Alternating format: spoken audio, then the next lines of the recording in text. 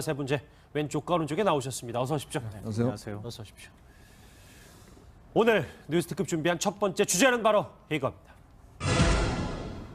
땡땡년 구형 최순실의 마지막 재판입니다. 먼저 현장부터 다녀와야 할 것 같습니다. 국정농단의 장본인인 최순실 씨의 1심 재판이 오늘 끝납니다. 오후 재판에서 검찰의 의견 진술과 함께 이 최순실 씨에 대한 구형이 이루어질 것으로 보이는데요. 네, 현장에 나가 있는 취재기자 연결합니다. 이동재 기자. 네, 서울중앙지검입니다. 검찰이 최 씨에 대해 중형을 구형할 것이란 전망이 나오고 있죠. 네, 박근혜 전 대통령 탄핵에 단초가 된 국정농단의 핵심 인물 최순실 씨의 1심 절차가 오늘 오후 마무리됩니다.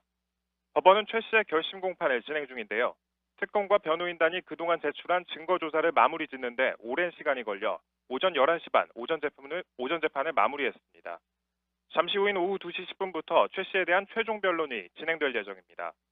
검찰 관계자는 최 씨가 국정농단 사태의 시작과 끝이었다고 밝혀 중형 구형을 예고했는데요.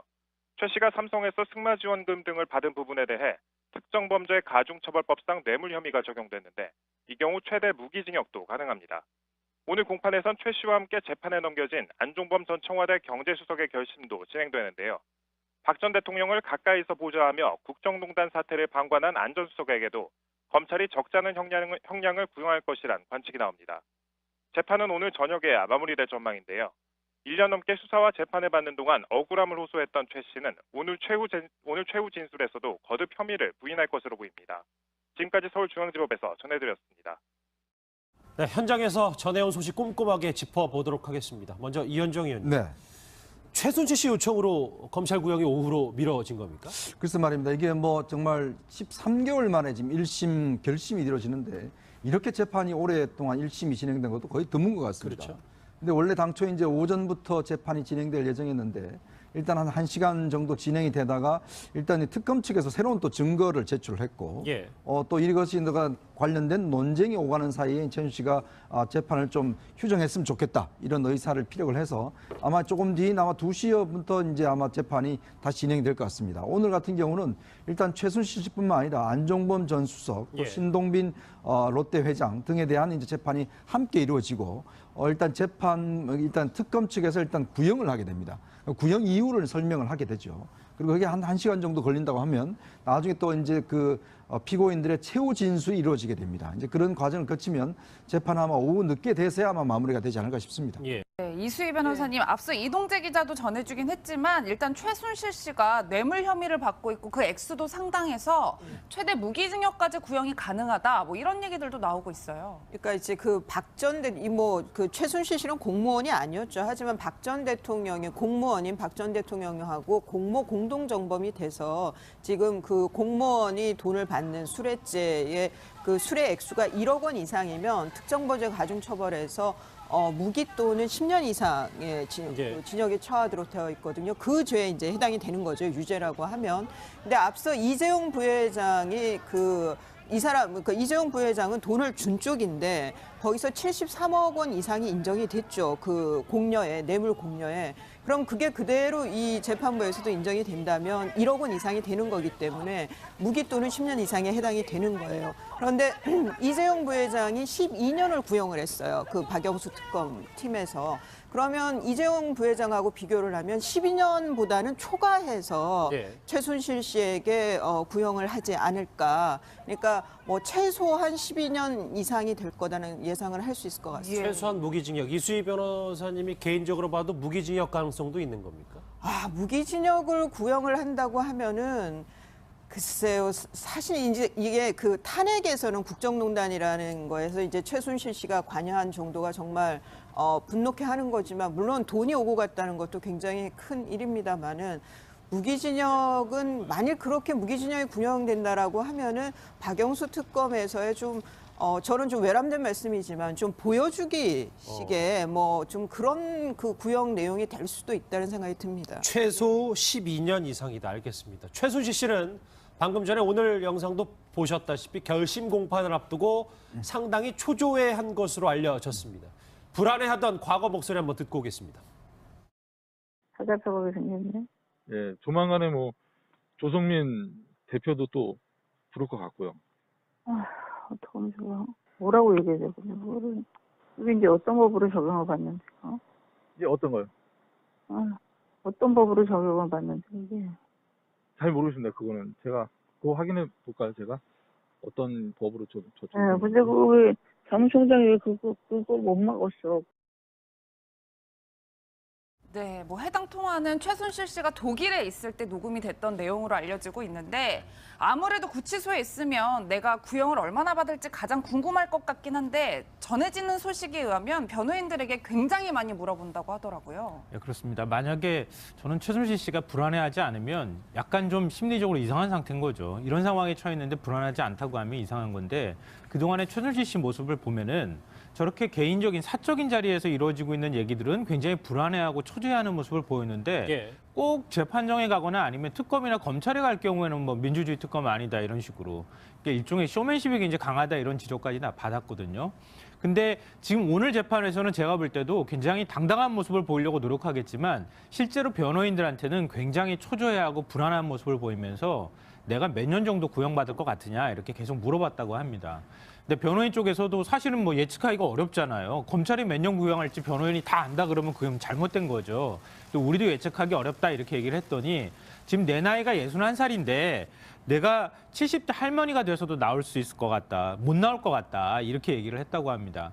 그러니까 최순실 씨도 중형이 선고가 되는 것은 불가피하다고 그러니까 하는 10년 생각을 이상은 뭐 수치로 해도 10년 이상은 바라보는 거죠. 네, 본인 스스로도 상당히 중형이 나올 것 같고 내가 이대로 가다가는 한 10년 정도는 어쩔 수 없이 감옥 생활을 할 수밖에 없겠다는 정도의 생각쯤을 하고 있지 않을까 하는 생각이 듭니다. 예, 이수희 변호사님, 물론 최순실 씨 측 변호인, 그러니까 이경재 변호사가 되겠죠. 지금 상황에서는 예측할 수 없다라고 답변했다고 하는데 예. 많은 피고인들이 물어볼 것 같아요. 실제로 예. 이경재 변호사가 뭐라고 대답을 해줄 수 있을까요?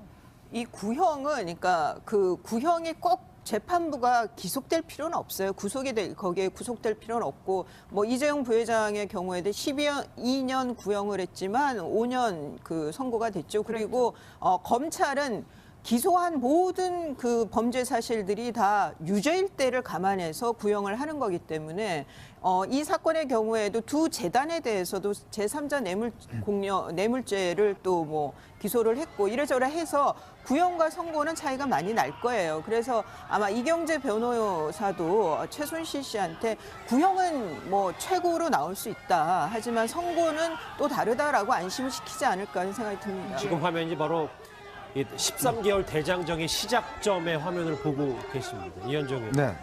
2시 10분에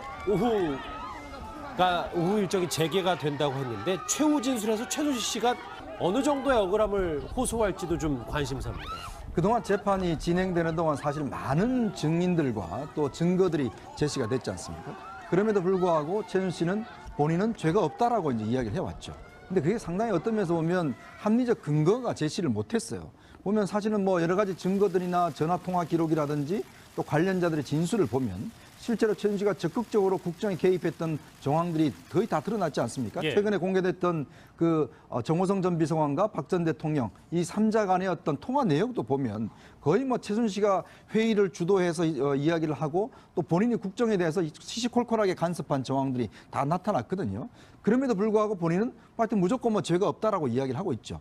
또 그동안 재판 과정에서도 보면 자신한테 불리한 증언을 하는 사람들에 대해서는 굉장히 공격적으로 막 질문을 한다든지 그런 식으로 많이 해왔는데 사실 최후 진술이라는 것은 어떤 아주 세밀한 부분보다는 정말 재판부를 향해서 본인의 심정과 또 감성적인 면을 많이 이야기하는 경우가 많습니다. 예. 그런 측면에 봤을 때 아마 최순실 씨는 이 시간 동안 본인이 왜 억울한지에 대한 것들을 이야기를 할 텐데 근데 그동안의 어떤 최순실 씨의 논리적인 근거를 보자면 그냥 일방적인 주장을 할 가능성이 좀 높다고 보고 또 최근에 아마 그 본인의 딸 집에 강도가 들고 뭐 여러 가지 그런 정황들이 있었지 않습니까? 예. 이제 그것에 대한 좀 두려움들 그리고 또 박 전 대통령에 대한 좀 연민과 그리고 이제 무죄 주장 이런 것들을 좀 할 가능성이 좀 높아 보인다고 그러게요. 말 그대로 최후 진술이기 때문이죠. 오늘 재판에서는 박근혜 전 대통령과 언급이 됐다고 합니다. 최순실 씨의 과거 발언 먼저 듣고 오겠습니다.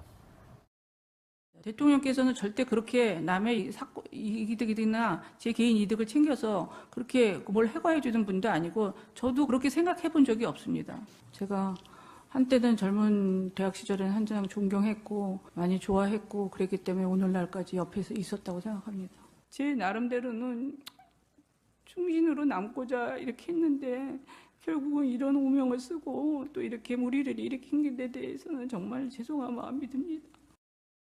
예, 이수희 변호사님, 오늘 재판부가 밝히기를 최순실 씨가 직접 탄원서를 제출했다고 하는데 박근혜 전 대통령의 선처를 부탁한다 이런 취지의 내용을 썼다고 하더라고요. 그러니까 이제 박 전 대통령에 대한 내용도 있고 본인에 대한 내용도 있더라고요. 보도에 보면 이제 본인에 대한 내용은 주변인들에게 내가 이용당하는지도 모르고 이용을 당해서 상처뿐인 인생이 됐다 얘기인데 이 얘기는 아마 고영태 씨나 그 주변 사람들이 그 사람들한테 내가 하라는 대로 했고 좀 그 일종의 좀 농락이라고 그럴까요? 결과적으로 보면 그렇게 된 거지 내가 주도적으로 한 건 아니다라는 취지의 그런 해명이고 또 하나는 박근혜 전 대통령에 대해서 저로 인해 고통과 좌절을 받은 대통령에게 선처를 부탁한다.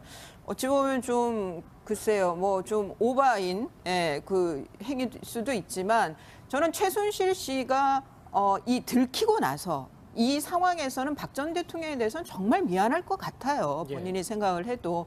그리고 박 전 대통령이 좀 판단이나 이런 것이 좀 납득이 안 가지만 우리 이제 와서 보면 그렇지만 여하튼 본인의 생각, 당신 생각에는 애국심은 또 깊었다라고 보이거든요. 그런 것들이 최순실 씨 입장에서는 좀 이런 두 재단에 대한 설립이라든가 그런 것이 그런 마음에서 나온 나온 거라고 지금까지도 이제 믿고 있을 수는 있죠. 그런 게 자기 이 형량에 있는데도 더 유리하고 하니까. 그래서 저는 최순실 씨가 본인이 어떻게든 좀 형을 적게 받기 위해서 거짓의 이런 박 전 대통령에 대한 선처 부탁은 아닌 것 같고요. 다만 이 탄원서가 범행을 부인하면서 공소 사실을 전면 부인하면서 탄원서를 낸다 그러면 이게 좀 모순이잖아요. 그래서 재판부에서는 큰 의미가 없는 탄원서가 아닌가 싶습니다. 의미 없는 탄원서다. 그러면서 최순실 씨는 사실 할 말은 다 하는 것 같아. 이런 말까지 했습니다. 대통령과 연애를 했다는 거냐라는 말입니다. 참 그 표현 사용하는 게 국민들의 분노를 자낼 수밖에 없는 그런 표현인 것 같은데요. 대통령하고 연애를 했다고 지금 국민이 뭐라고 한 거겠습니까? 그런 건 아니고요. 지금 최순실 씨가 그동안에 쭉 처음부터 국정농단 사태가 벌어지고 난 다음부터 일관되게 주장하는 건 뭐냐면 박근혜 전 대통령의 허드렛 일을 하거나 박근혜 전 대통령을 존경해서 내가 그분 옆에서 지켜준 것일 뿐이다라는 식의 어떤 태도를 계속 취했거든요. 근데 최순실 씨가 그동안에 실제로 드러나서 보여졌던 모습들을 보면은 오히려 박 전 대통령한테 지시하거나 아니면 박 전 대통령을 이용할 의도를 가지고 접근했거나 실제로 또 거기에서 사익을 취하려고 했거나 이런 모습이었거든요. 근데 과거 얘기들을 보면은 박 전 대통령한테 뭔가 지시하는 투로 얘기한다거나 이런 모습들을 보면은 제가 그냥 추정컨대 애초부터 최순실 씨는 박 전 대통령 옆을 지키거나 대학 시절에 박 전 대통령을 좋아하고 존경해서 접근했던 게 아니라 박 전 대통령 곁에 가면 많은 것들을 얻을 수 있을 거라고 하는 나름의 의도를 가지고 접근했을 가능성이 이제 높다고 생각합니다. 이현정 의원님 말씀처럼 경제 공동체 얘기가 나오니까 동반자라니요. 내가 연애를 했나요? 같이 살았나요? 이렇게 항변을 어제 재판 공판에서 한 셈인데 참 저희가 논리적으로 접근할 수 없는 대답을 하고 있다라는 생각이 들더라고요. 글쎄요, 과거를 어떻게 지울 수 있을까요? 우리가 지금 최순실 씨와 박 전 대통령의 관계를 보면 사실 이거는 보통의 관계가 아니지 않습니까? 이미 1998년도부터 그 보궐선거 나올 때부터 시작해서 정말 최순실 씨는 항상 박 전 대통령 옆에 있었고 또 모든 것들을 다 본인이 준비할 정도로 그런 어떤 관계였지 않습니까? 이번 여러 가지 보면 사실 박 전 대통령은 자신의 소소한 것들을 도와주는 관계라고 이야기를 하지만 실제로 최순실 씨가 거의 매일 청와대에 들어가서 예를 들어서 일을 봐줬고 또 그 3인방이라고 하는 청와대 비서관들 3명을 관저에 모아놓고 회의도 하기도 하고 또 거기서 자기 집에 먹을 걸 가져가기도 하고 이제 그런 생활을 보면 거의 어떤 면에서 보면 박 전 대통령 주변의 최순실 씨는 거의 공기와 같은 존재였다 보여지거든요. 그리고 박 전 대통령도 그런 최순실 씨한테 모든 걸 다 의존을 했다는 것이죠. 여기 보면 항상 정호성 비서관한테 이야기하지 않습니까? 뭘 할 때 그 최 선생님 이야기 들어봤어요? 등등의 이야기를 하는 걸 보면 본인이 결정을 못 내리는 거죠. 그렇다 보니까 항상 최순실한테 뭘 물어보고 결정을 하고 이제 이런 것들이 있었는데 사실 참 이게 어떤 면에서 보면 왜 이런 관계들을 그동안 주변에서 몰랐을까라는 저는 그게 정말 큰 의문입니다. 솔직히 두 사람과의 관계가 이번 재판을 통해 드러나면서 국민들이 다 깜짝 놀랐는데 문제는 그 측근이라고 하는 많은 사람들이 왜 이 두 사람 관계가 이렇게까지 긴밀했는가, 이걸 몰랐던가, 알았더라면 그동안 좀 제동을 걸었을 텐데 그런 것들이 상당히 아쉬운 대목으로 남습니다. 예. 그러면 지금부터는 어제 재판에서 공개된 최순실 씨와 정호성 씨의 녹음 파일 얘기를 해보겠습니다. 그 전에 과거 최 씨와 박 전 대통령의 대화 목소리부터 한번 듣고 오겠습니다. 의원님이 이제 그쪽 청와대 관계자를 만나서는 안 되겠고 대표적으로 이런 한국들 실명을 구성했는데 그거 받아들일 수 있거든요. 아무것도 나쁠 거 없어요. 그냥 지금 그거 완전히 흐트러져갖고 무신점을 없어요. 나라는. 근데 미관이 애매해요. 이 사람들이 그 어떻게 짠 거야? 그거 100억, 200억, 뭐 300억 이렇게. 그거 얘기한 현상은 금이에요. 99년도 그렇고 지금부터 그래픽으로 함께 2013년도 마찬가지였습니다. 화면 같이 보시죠. 김성환 평론가님, 네. 저 다른 내용 다 떠나서 좀 적어보세요. 저 글귀가 눈에 확 들어왔습니다. 예. 좀 적어보면서 약간 좀 심리적으로 저는 개인적으로 좀 무너지는 생각이 들었는데요. 왜냐하면은 우리가 이제 직접 투표를 통해 가지고 대통령을 뽑았잖아요. 예. 근데 최순실이 국정농단을 했다고 하는 이유가 이제 저런 데서 드러나는 건데 대통령이란 존재가 있는데 대통령이 가지고 있는 권한도 있고 근데 그 주변을 둘러싸고 있는 문고리 3인방이라고 하는 사람들은 최순실한테 모든 걸 물어보고 박 전 대통령한테 알려주고 결정하듯이 일종의 하명이 떨어지듯이 행동을 했다는 거예요. 그러니까 받아 적어보세요. 그러면은 정호성 전 비서관이 받아 적거나 아니면은 녹음을 해서 그걸 다시 복귀한 다음에 박 전 대통령한테 선생님께서 이렇게 얘기하십니다. 라고 하면 박 전 대통령이 그 얘기를 듣고 그대로 그냥 실행했다는 거. 그 증거가 지금 저 녹음 파일을 통해서 확인되고 있는 것 아니겠습니까? 그러니까 저는 제가 생각할 때 예전부터 이제 그런 언급을 한 적이 있지만 우리 스톡홀름 증후군이라고 해서 인질로 붙잡혀가가지고 오히려 붙잡힌 인질이 그 인질범하고 같이 심리적으로 동조되는 그런 현상 같은 그런 느낌을 받게 돼요. 그러니까 박 전 대통령이 일단 1차적으로 본인이 이런 상황을 만들었던 것에 가장 큰 책임이 있지만 박 전 대통령 주변을 둘러싸고 스스로 인질이 되게 만드는 그 문고리 3인방이라는 존재가 있었고 최순실이라고 하는 이른바 인질범이 모든 것들을 심리적으로 좌우하는 이런 상황이 어느 순간부터 돼버렸다. 그러니까 자연스럽게 국정농단이 이루어질 수밖에 없었다고 생각합니다. 예, 이수희 변호사님 어쨌든 어제 공개된 녹취록에서는 상당히 시시콜콜한 부분까지 지시를 하는 모양새였는데 검찰에서는 당연히 뭐 지시를 내렸다 이렇게 주장을 했겠죠. 그러니까 이경재 변호사가 이것은 박 전 대통령을 압도적으로 당선시킨 1200만 주권자에 대한 모독이다. 단순히 도와준 거에 불과하다. 이렇게 주장을 또 했어요. 그러니까 이제 그 의견 제시가 있죠. 뭐 대통령이 어떤 걸 결정하거나 뭐 이럴 때 아니면 주변에 이제 3인방들도 마찬가지로 약간 여론이 어떤지 뭐 이런 거는 뭐 그렇게 들어보는 차원이라 그러면 이걸 갖고 누가 뭐라고 하겠어요. 그런데 지금 그 정도가 아닌 걸로 보이는 거죠. 그러니까 최순실 씨가 판단한 내용들이 그대로 수석 비서관회의에서 얘기가 된다든가 아니면 뭐 그러니까 이제 국민들이 봤을 때 좀 납득이 안 갔던 모습들 있죠. 왜 수석 비서관회의에서 뭐 유승민 의원의 뭐 배신의 정치를 심판해달라고 대통령께서 굉장히 좀 심하게 보면 좀 분노에 찬 모습들이 보인다든가 아니면 어떤 뭐 그 연말이 됐을 땐 계속 국회 탓만 하면서 발목을 잡는다고 그래서 국회하고 소통하는 모습은 없고 대수비 회의에서 늘 그 국회 탓만 하는 모습이라든가 그런 것들이 좀 납득이 안 갔는데 이제 와서 보면은 그게 최순실 씨가 계속 그런 논조에 이런 지시들을 해왔던 것이 아닌가 녹음이 없어서인 것뿐이고 그럼 결국은 사인 최순실 씨가 그것도 능력이 검증된 것도 아니고 그리고 단순히 의견 제시해서 그친 것도 아니고 그 하여간 최순실 씨의 그 입김이 전국을 흐름을 바꿀 수도 있고 전국을 좀 흘려가게 하는 거기에 역할을 했다는 게 뭐 그러니까 결국 탄핵이 된 건데요. 탄핵 결정이 난 건데 이거를 그냥 이경재 변호사야 뭐 당연히 최순실 씨 위해서 변호를 하겠지만 이것이 최순실 씨의 그 정무적 감각이 그냥 단순히 조언에서 그친 정도이냐. 그거는 이 내용으로 봐서는 좀 아니지 않느냐라고 보이는 거죠. 뭐 이런 거는 이제 재판부에서 뭐 정상 참작을 하겠죠. 저 녹음 파일만 보면 뭐 청와대 주인 행세를 했다고 해도 과언이 아니니까요. 이현정이. 네. 최순 씨가 그럼에도 불구하고 또 할 말은 또 하는 게 조카 장시호 씨 관련 얘기를 했는데 여기서 위안거리를 찾았다는 건 무슨 얘기입니까? 그러니까 참 본인이 지금 뭐 여러 가지 어려운 처지에서 계속 그동안 보면 별로 좋은 일이 없었잖아요. 그리고 계속 뭐 예를 들어서 자기 그 딸도 이제 강도한테 당하기도 하고 예. 뭐 이런 일이 있었는데 유일하게 지금 낙으로 삼고 있는 게 장시호의 법정 구속이라는 거죠. 그러니까 장시호 씨 같은 경우는 그동안 사실 뭐 특검 도움이다 해서 예. 어쩌면 최순실 씨한테 굉장히 불리한 증언들, 더군다나 그 태블릿 PC와 관련된 것들을 제출했지 않습니까? 이제 그런 걸로 비춰봐서 정말 장시호 씨에 대한 어떤 악감정을 가지고 있었는데 문제는 장시호 씨가 이제 구속이 안 되고 밖에 나와 있었잖아요.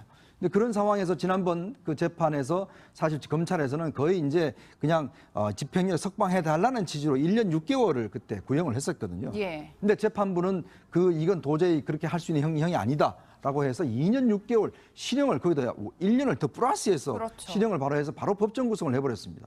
이제 그런 걸 보면 아마 최순실 씨 입장에서는 그동안 장시호 씨가 얼마나 미웠는지 이제 그런 부분에 대해서 그래도 그나마 좀 위안을 삼는다고 하니까 참 이게 참 어떤 면에서 보면 참 본인의 어떤 그 정말 족하지 않습니까? 그런 상황을 보면 참 그 관계 자체가 얼마나 이렇게 멀어졌는지를 여실히 보여주는 것 같습니다. 예, 평론가님 저희가 장시호 씨 얘기가 나와서 하는 말이지만 장시호 씨의 엄마 최순득 씨가 최근에 삼성동 빌딩을 매각했다. 또 이런 보도가 나왔어요.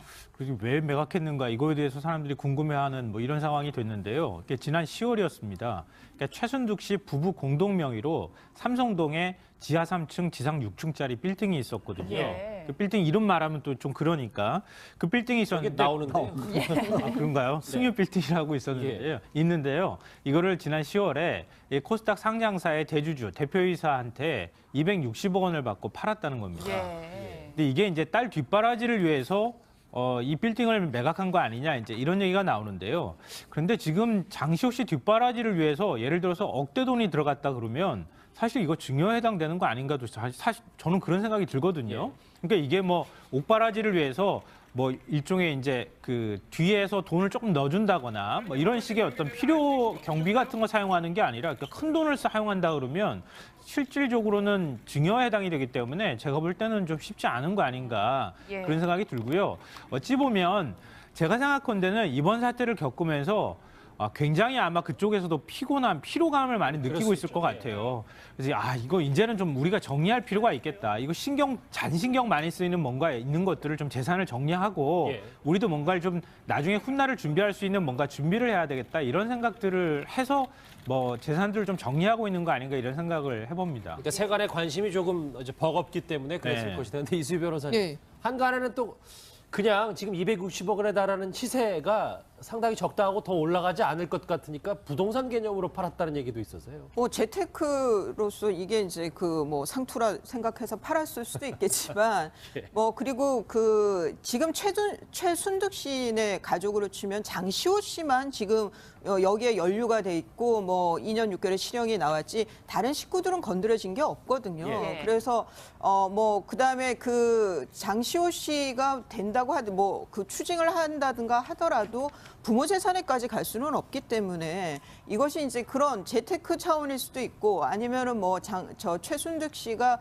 건강이 좀 안 좋다고 했었기 때문에 또 있는 분들은 또 이렇게 사전에 또 재산 정리를 하기도 하거든요. 예. 뭐 이런 여러 가지 가능성이 있어서 이게 굳이 뭐 재산 빼돌리기다 이렇게 보기는 좀 어려워 보여요. 참 공교로운 시점이기 때문에 주목이 많이 됩니다. 지금 20분여 뒤면 최순실 씨의 결심 공판이 다시 재개가 됩니다. 또 한 명의 국정농단 주역이 오늘 또 검찰에 나왔습니다. 예상이 좀 되십니까? 한 사람이 이렇게 영장실질심사를 3번 받는 거는 좀 상경하다 이런 느낌이 들어요. 우리 3세판이라고 그러지 않습니까? 예. 과연 이제 이게 세 번째 영장이 이제 떨어질지 안 떨어질지 뭐 관심을 모으고 있는데 사실은 그동안 이 우병우 전 민정수석의 역할이라는 게 그동안 보면 사실 민정수석이 굉장히 중요한 역할을 함에도 불구하고 그동안 사실은 잘 빠져나간 것 같아요. 근데 특히 이제 그동안 그 수사 과정 이런 걸 통해서 상당히 이제 그 여러 가지 태도 논란 때문에 국민들로 하여금 또 더 분노를 자아내지 않았습니까? 실제로 이제 지금 검찰에서도 민정수석을 집중하는 이유가 현재 같은 경우는 이제 추명호 전 국정원 그 차장의 어떤 여러 가지 이제 사찰 관련돼서 그걸 아마 직접적으로 이제 그 우병우 전 민정수석이 지시를 하고 보고받았다 이런 혐의가 이제 추가가 돼서 하는 것이거든요. 근데 그런 면에 비춰볼 때 아마 이번에는 뭐 어떻게 될지는 이제 좀 지켜봐야 되겠지만 어쨌거나 우병우 전 민정수석이 민정수석으로서의 제대로 역할을 했는가라는 문제와 또 그 직권 남용에 대한 문제. 거기에다 저는 기본적으로 우병우 전 민정수석이 그동안 참 국민들 하여간 좀 분노를 살 일을 너무 많이 했다. 아마 그냥 일반적인 것에서 이렇게 했으면 국민 여론도 굉장히 좋지 않았을 거예요. 왜냐하면 한 사람에 대해서 이렇게 3번씩이나 영장을 청구한다는 게 검찰 입장에 볼 때도 과연 공정한 법 집행인가라는 그런 우려를 살 수가 있는 것이거든요. 그럼에도 불구하고 지금 언론이나 국민들 여론은 오히려 또 이런 문제에 대한 좀 비판적인 것보다는 이 좀 어떤 면에서 보면 좀 됐으면 좋겠다는 그런 심정도 있는 거예요. 그건 제가 볼 때 우병우 민정수석이 좀 자초한 것이 아닌가 그런 좀 측면도 있습니다. 알겠습니다. 12월 14일입니다. 오늘이 오늘 국정농단 여러모로 의미 있는 날이 될 것 같습니다. 이수희 변호사는 여기서 인사를 드리겠습니다. 고맙습니다. 최순실 씨가 관여한 정도가 정말 분노케 하는 거지만 물론 돈이 오고 갔다는 것도 굉장히 큰 일입니다만은 무기징역은 만일 그렇게 무기징역이 구형된다라고 하면은 박영수 특검에서의 좀 저는 좀 외람된 말씀이지만 좀 보여주기 식의 뭐 좀 그런 그 구형 내용이 될 수도 있다는 생각이 듭니다. 최소 12년 이상이다. 알겠습니다. 최순실 씨는 방금 전에 오늘 영상도 보셨다시피 결심 공판을 앞두고 상당히 초조해한 것으로 알려졌습니다. 불안해하던 과거 목소리 한번 듣고 오겠습니다. 찾아펴보게 생겼네. 예, 조만간에 뭐 조성민 대표도 또 부를 것 같고요. 어떡하면 좋아. 뭐라고 얘기해야 되거든요. 그거를. 이게 이제 어떤 법으로 적용을 받는지. 이게 어떤 거요? 어떤 법으로 적용을 받는지 이게. 잘 모르겠습니다. 그거는 제가 그거 확인해 볼까요? 제가 어떤 법으로 네, 근데 그 사무총장이 그거 못 막았어. 네, 뭐 해당 통화는 최순실 씨가 독일에 있을 때 녹음이 됐던 내용으로 알려지고 있는데 아무래도 구치소에 있으면 내가 구형을 얼마나 받을지 가장 궁금할 것 같긴 한데 전해지는 소식에 의하면 변호인들에게 굉장히 많이 물어본다고 하더라고요. 네, 그렇습니다. 만약에 저는 최순실 씨가 불안해하지 않으면 약간 좀 심리적으로 이상한 상태인 거죠. 이런 상황에 처해 있는데 불안하지 않다고 하면 이상한 건데 그동안의 최순실 씨 모습을 보면은 저렇게 개인적인 사적인 자리에서 이루어지고 있는 얘기들은 굉장히 불안해하고 초조해하는 모습을 보이는데 꼭 재판정에 가거나 아니면 특검이나 검찰에 갈 경우에는 뭐 민주주의 특검 아니다 이런 식으로 일종의 쇼맨십이 이제 강하다 이런 지적까지 다 받았거든요. 근데 지금 오늘 재판에서는 제가 볼 때도 굉장히 당당한 모습을 보이려고 노력하겠지만 실제로 변호인들한테는 굉장히 초조해하고 불안한 모습을 보이면서 내가 몇 년 정도 구형받을 것 같으냐 이렇게 계속 물어봤다고 합니다. 근데 변호인 쪽에서도 사실은 뭐 예측하기가 어렵잖아요. 검찰이 몇 년 구형할지 변호인이 다 안다 그러면 그건 잘못된 거죠. 또 우리도 예측하기 어렵다 이렇게 얘기를 했더니 지금 내 나이가 61살인데 내가 70대 할머니가 돼서도 나올 수 있을 것 같다. 못 나올 것 같다. 이렇게 얘기를 했다고 합니다. 그러니까 최순실 씨도 중형이 선고가 되는 것은 불가피하다고 그러니까 하는 10년 생각을. 이상은 뭐 수치로 해도 10년 이상은 바라보는 거죠. 네, 본인 스스로도 상당히 중형이 나올 것 같고 내가 이대로 가다가는 한 10년 정도는 어쩔 수 없이 감옥 생활을 할 수밖에 없겠다는 정도의 생각쯤을 하고 있지 않을까 하는 생각이 듭니다. 네, 이수희 변호사님, 물론 최순실 씨 측 변호인, 그러니까 이경재 변호사가 되겠죠. 지금 상황에서는 예측할 수 없다라고 답변했다고 하는데 많은 피고인들이 물어볼 것 같아요. 실제로 이경재 변호사가 뭐라고 대답을 해줄 수 있을까요? 이 구형은 그러니까 그 구형이 꼭 재판부가 기속될 필요는 없어요. 거기에 구속될 필요는 없고 뭐 이재용 부회장의 경우에도 12년 구형을 했지만 5년 그 선고가 됐죠. 그리고 검찰은 기소한 모든 그 범죄 사실들이 다 유죄일 때를 감안해서 구형을 하는 거기 때문에 이 사건의 경우에도 두 재단에 대해서도 제3자 뇌물죄를 또 뭐 기소를 했고 이래저래 해서 구형과 선고는 차이가 많이 날 거예요. 그래서 아마 이경재 변호사도 최순실 씨한테 구형은 뭐 최고로 나올 수 있다. 하지만 선고는 또 다르다라고 안심을 시키지 않을까 하는 생각이 듭니다. 지금 화면이 바로 13개월 대장정의 시작점의 화면을 보고 계십니다. 이현정 의원. 네. 2시 10분에 오후 일정이 재개가 된다고 했는데 최후 진술에서 최순실 씨가 어느 정도의 억울함을 호소할지도 좀 관심사입니다. 그동안 재판이 진행되는 동안 사실 많은 증인들과 또 증거들이 제시가 됐지 않습니까? 그럼에도 불구하고 최순실 씨는 본인은 죄가 없다라고 이제 이야기를 해왔죠. 근데 그게 상당히 어떤 면에서 보면 합리적 근거가 제시를 못했어요. 보면 사실은 뭐 여러 가지 증거들이나 전화 통화 기록이라든지 또 관련자들의 진술을 보면 실제로 최순실가 적극적으로 국정에 개입했던 정황들이 거의 다 드러났지 않습니까? 예. 최근에 공개됐던 그 정호성 전 비서관과 박 전 대통령 이 3자 아니면 박 전 대통령을 이용할 의도를 가지고 접근했거나 실제로 또 거기에서 사익을 취하려고 했거나 이런 모습이었거든요. 근데 과거 얘기들을 보면은 박 전 대통령한테 뭔가 지시하는 투로 얘기한다거나 이런 모습들을 보면은 제가 그냥 추정컨대 예. 애초부터 최순실 씨는 박 전 대통령 옆을 지키거나 대학 시절에 박 전 대통령을 좋아하고 존경해서 접근했던 게 아니라 박 전 대통령 곁에 가면 많은 것들을 얻을 수 있을 거라고 하는 나름의 의도를 가지고 접근했을 가능성이 이제 높다고 생각합니다. 예, 이현정 의원님 말씀처럼 경제 공동체 얘기가 나오니까 네. 동반자라니요. 내가 연애를 했나요? 뭐 같이 살았나요? 이렇게 항변을 어제 재판 공판에서 한 셈인데 참 저희가 논리적으로 접근할 수 없는 대답을 하고 있다라는 생각이 들더라고요. 글쎄요, 어떻게 과거를 어떻게 지울 수 있을까요? 우리가 지금 최순실 씨와 박 전 대통령의 관계를 보면 사실 이거는 보통의 관계가 아니지 않습니까? 이미 1998년도부터 그 보궐선거 나올 때부터 시작해서 정말 최순실 씨는 항상 박 전 대통령 옆에 있었고 또 모든 것들을 다 본인이 준비할 정도로 그런 어떤 관계였지 않습니까? 이번 그 여러 가지 보면 사실 박 전 대통령은 뭐 자신의 소소한 것들을 도와주는 관계라고 이야기를 하지만 실제로 최순실 씨가 거의 매일 청와대에 들어가서 그 뭐 예를 들어서 일을 봐줬고 또 그 3인방이라고 하는 청와대 비서관들 3명을 그 관저에 모아놓고 회의도 하기도 하고 또 거기서 뭐 자기 집에 먹을 걸 가져가기도 하고 이제 그런 생활을 보면 거의 어떤 면에서 보면 박 전 대통령 주변의 최순실 씨는 거의 공기와 같은 존재였다 보여지거든요. 그리고 박 전 대통령도 그런 최순실한테 모든 걸 다 의존했다는 것이죠. 여기 보면 항상 정호성 비서관한테 이야기하지 않습니까? 뭘 할 때 그 최 선생님 이야기 들어봤어요? 뭐 등등의 이야기를 하는 걸 보면 본인이 결정을 못 내리는 거죠. 그렇다 보니까 항상 최순실한테 뭘 물어보고 결정을 하고 이제 이런 것들이 있었는데 사실 참 이게 어떤 면에서 보면 그 왜 이런 관계들을 그동안 주변에서 몰랐을까라는 저는 그게 정말 큰 의문입니다. 솔직히 두 사람과의 관계가 이번 재판을 통해 드러나면서 국민들이 다 깜짝 놀랐는데 문제는 그 측근이라고 하는 많은 사람들이 왜 이 두 사람 관계가 이렇게까지 긴밀했는가 이걸 몰랐던가 알았더라면 그동안 좀 제동을 걸었을 텐데 그런 것들이 상당히 아쉬운 대목으로 남습니다. 예. 그러면 지금부터는 어제 재판에서 공개된 최순실 씨와 정호성 씨의 녹음 파일 얘기를 해보겠습니다. 그 전에 과거 최 씨와 박 전 대통령의 대화 목소리부터 한번 듣고 오겠습니다. 의원님이 이제 그쪽 청와대 관계자를 만나서는 안 되겠고 절대적으로 이런 방법들을 실명으로 구성했는데 그거 받아들일 수 있었거든요. 아무도 나쁠 거 없어요. 그냥 지금 그거 완전히 히트가 되어갖고 무신점은 없어요.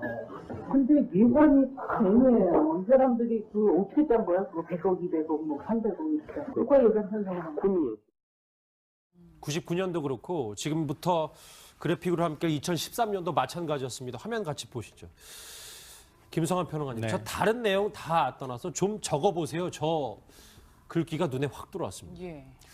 좀 적어보면서 약간 좀 심리적으로 저는 개인적으로 좀 무너지는 생각이 들었는데요. 왜냐하면은 우리가 이제 직접 투표를 통해 가지고 대통령을 뽑았잖아요. 예. 근데 최순실이 국정농단을 했다고 하는 이유가 이제 저런 데서 드러나는 건데 대통령이란 존재가 있는데 대통령이 가지고 있는 권한도 있고 근데 그 주변을 둘러싸고 있는 문고리 3인방이라고 하는 사람들은 최순실한테 모든 걸 물어보고 박 전 대통령한테 알려주고 결정하듯이 일종의 하명이 떨어지듯이 행동을 했다는 거예요. 그러니까 받아 적어보세요. 그러면은 정호성 전 비서관이 받아 적거나 아니면은 녹음을 해서 그걸 다시 복귀한 다음에 박 전 대통령한테 선생님께서 이렇게 얘기하십니다라고 하면 박 전 대통령이 그 얘기를 듣고 그대로 그냥 실행했다는 거. 그 증거가 지금 저 녹음 파일을 통해서 확인되고 있는 것 아니겠습니까? 그러니까 저는 제가 생각할 때 예전부터 이제 그런 언급을 한 적이 있지만 우리 스톡홀름 증후군이라고 해서 인질로 붙잡혀가지고 오히려 붙잡힌 인질이 그 인질범하고 같이 심리적으로 동조되는 그런 현상 같은 그런 느낌을 받게 돼요. 그러니까 박 전 대통령이 일단 1차적으로 본인이 이런 상황을 만들었던 것에 가장 큰 책임이 있지만 박 전 대통령 세 분째 왼쪽과 오른쪽에 나오셨습니다. 어서 오십시오. 안녕하세요. 어서 오십시오. 오늘 뉴스특급 준비한 첫 번째 주제는 바로 이겁니다. 땡땡년 구형 최순실의 마지막 재판입니다. 먼저 현장부터 다녀와야 할 것 같습니다. 국정농단의 장본인인 최순실 씨의 1심 재판이 오늘 끝납니다.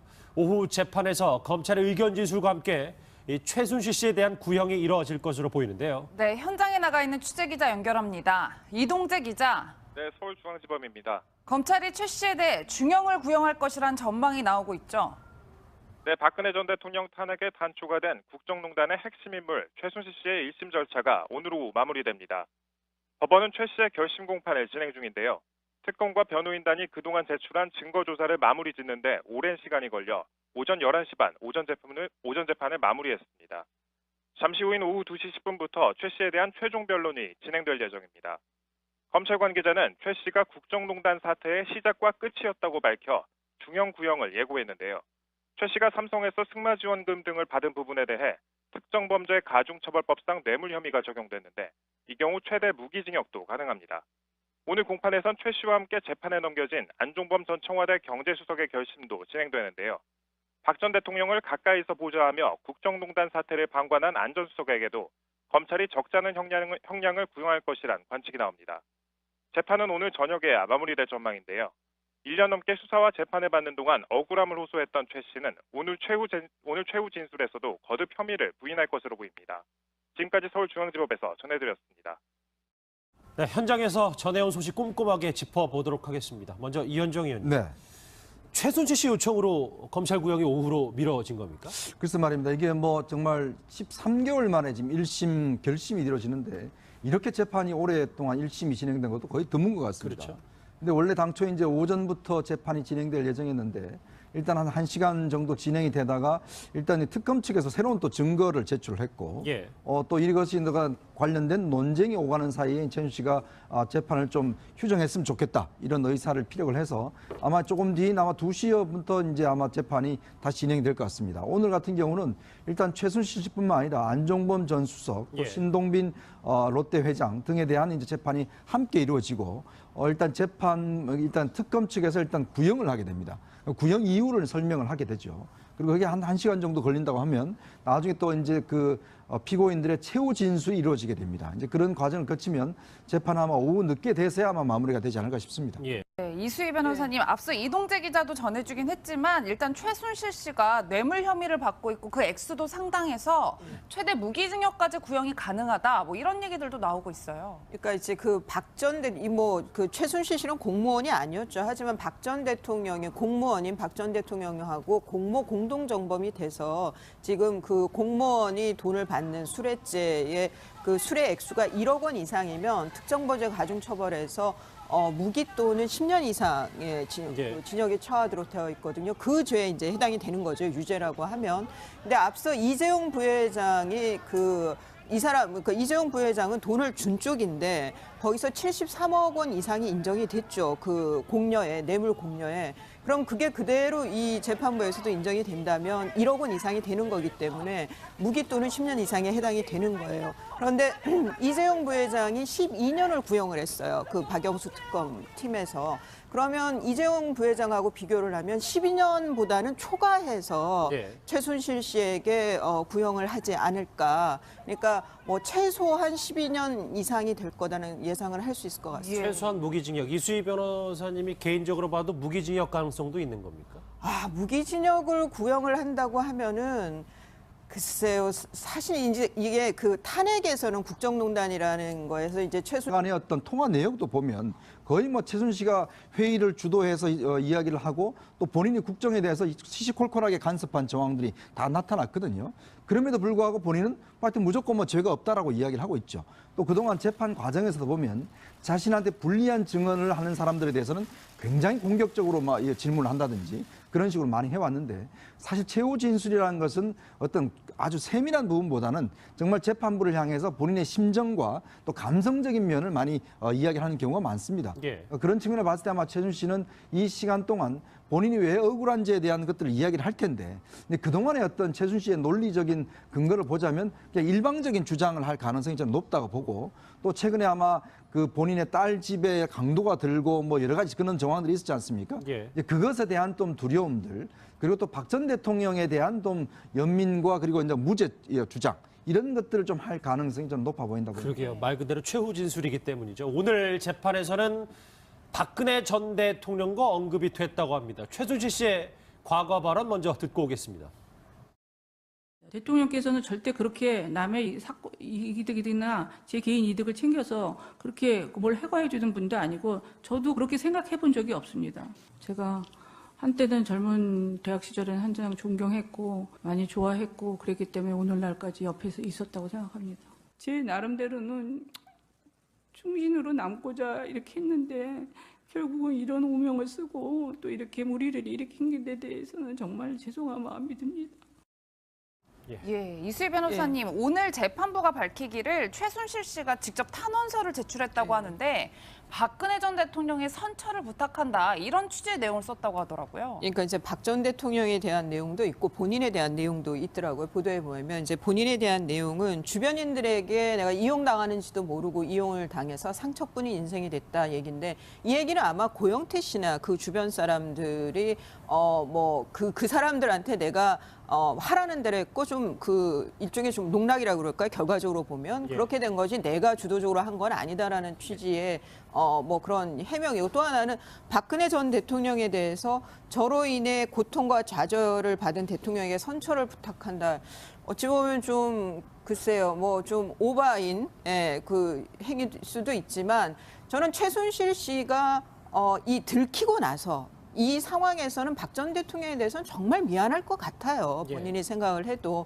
그리고 박 전 대통령이 좀 판단이나 이런 것이 좀 납득이 안 가지만 우리 이제 와서 보면 그렇지만 여하튼 본인의 생각, 당신 생각에는 애국심은 또 깊었다라고 보이거든요. 그런 것들이 최순실 씨 입장에서는 좀 이런 두 재단에 대한 설립이라든가 그런 것이 그런 마음에서 나온 나온 거라고 지금까지도 이제 믿고 있을 수는 있죠. 그런 게 자기 이 형량에 있는데도 더 유리하고 하니까.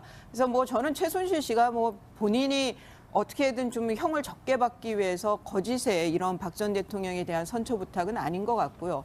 다만 이 탄원서가 범행을 부인하면서 공소 사실을 전면 부인하면서 탄원서를 낸다 그러면 이게 좀 모순이잖아요. 그래서 재판부에서는 큰 의미가 없는 탄원서가 아닌가 싶습니다. 의미 없는 탄원서다. 그러면서 최순실 씨는 사실 할 말은 다 하는 것 같아. 이런 말까지 했습니다. 대통령과 연애를 했다는 거냐라는 말입니다.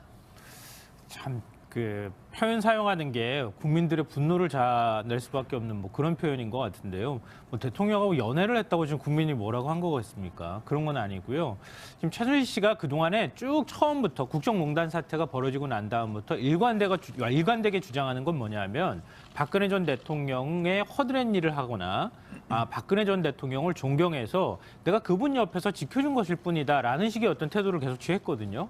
근데 최순실 씨가 그동안에 실제로 드러나서 보여졌던 모습들을 보면은 오히려 박 전 대통령한테 지시하거나 대통령 주변을 둘러싸고 스스로 인질이 되게 만드는 그 문고리 3인방이라는 존재가 있었고 최순실이라고 하는 이른바 인질범이 모든 것들을 심리적으로 좌우하는 이런 상황이 어느 순간부터 돼버렸다.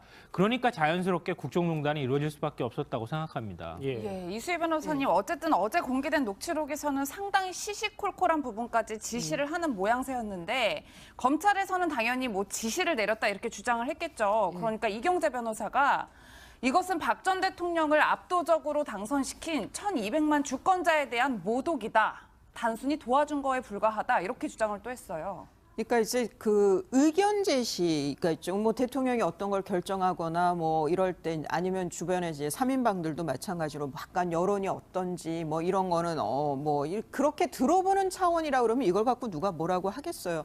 그런데 지금 그 정도가 아닌 걸로 보이는 거죠. 그러니까 최순실 씨가 판단한 내용들이 그대로 수석 비서관회의에서 얘기가 된다든가 아니면 그러니까 이제 국민들이 봤을 때 좀 납득이 안 갔던 모습들 있죠. 왜 수석 비서관회의에서 유승민 의원의 배신의 정치를 심판해달라고 대통령께서 굉장히 좀 심하게 보면 좀 분노에 찬 모습들이 보인다든가 아니면 어떤 그 연말에 됐을 땐 계속 국회 탓만 하면서 발목을 잡는다고 그래서 국회하고 소통하는 모습은 없고 대수비 회의에서 늘 국회 탓만 하는 모습이라든가 그런 것들이 좀 납득이 안 갔는데 이제 와서 보면은 그게 최순실 씨가 계속 그런 논조에 이런 지시들을 해왔던 것이 아닌가 녹음이 없어서인 것뿐이고 그럼 결국은 사인 최순실 씨가 그것도 능력이 검증된 것도 아니고 그리고 단순히 의견 제시해서 그친 것도 아니고 그 하여간 최순실 씨의 그 입김이 전국을 흐름을 바꿀 수도 있고 전국을 좀